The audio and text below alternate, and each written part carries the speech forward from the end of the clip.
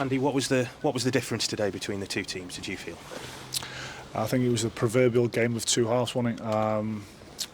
That they are a really good possession-based team, a really good technical team, and if you give them too much room to play, they can do what they did in the first half, which is control most of the game, spend a lot of time in possession, and we had to do a lot of running because the pitch was too big. We had to do a lot of chasing, and then when you get the ball back, you're invariably more tired than you are normally, and we probably turned the ball over more than we have done recently. But the response to the players' second half, we got on the front foot, we were more assertive, we were more aggressive both with and without the ball, and we penned them back for long periods of time, probably like they did to us in the first half.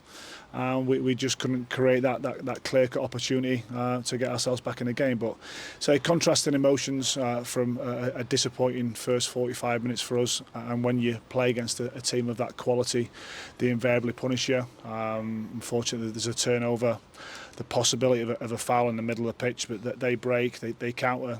Cassie unfortunately falls over a time, and Charles goes across the keeper and it goes right by the post. So there's the quality of the execution of the finish, and they were deservedly 1-0 up at half time.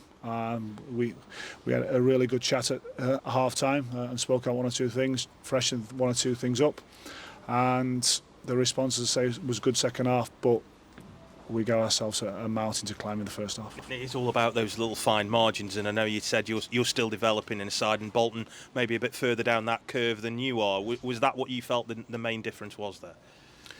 If you give good teams who want to have the ball that much room to play, they'll hurt you. Absolutely. So whether previous games we've had a couple of issues which we've managed to fix and maybe got away with, but when you step up in quality and the level of players they've got, and let's be honest, they were a playoff team last season, and they'll expect to be right at the top of the league, challenging for all of this season. And they've got a really good group of players, a good manager, and they've been playing that way now for a long period of time. And they've got good solutions. And when they smell blood, they go after you. And say first half they were terrific, but as disappointed as I am with the first half, I'm also much happier at the end of the game with our second half response. And doing everything we spoke about at half time. You had some chances. Ben Garrity has one that the goalkeeper somehow saves. A couple of headers for Gavin Massey that were free in the box as well. Kofi has one that goes just right. You weren't without chances. Was the cutting edge a bit of an issue today? You look at the ruthlessness of their opportunity and where it goes in the goal, and that's the quality that you get, and that's what we're trying to get to. And I've just said to the players then, you've got to keep having the courage and the belief in what we're asking you to do. I'm asking them to do certain things, and I want them to do it consistently. And if it goes wrong, I'll put my hand up and say I'll take the rap for that. So I want us to be brave and play with courage with the ball, but I also want us to be brave and courage and play high up the pitch when we haven't got the ball and make it more difficult for opponents to try and play through us. And invariably then they have to go behind us.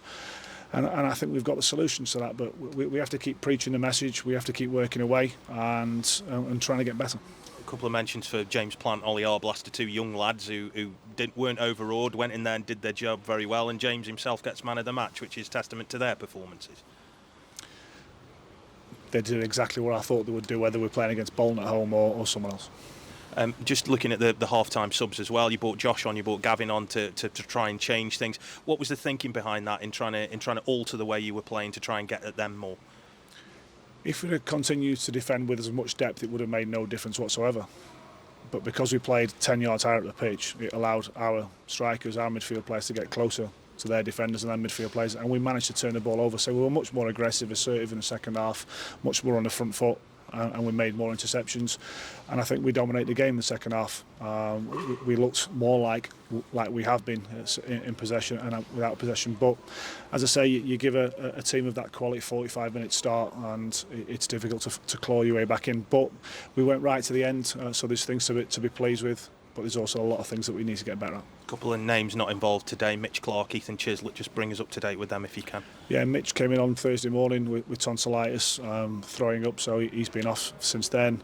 And Ethan, when he came on Tuesday night, he on that long run he went on, he felt his hamstring a little bit, and we thought he was fine. He trained fully yesterday, but he just didn't feel quite right with it, so didn't take no risk with that. We've obviously got a really busy schedule coming up, so that was thinking behind that. And of course that busy schedule continues, doesn't it? Bristol Rovers, now Portsmouth, a lot to pack in over the next week, and you'll be wanting an instant response, I suppose.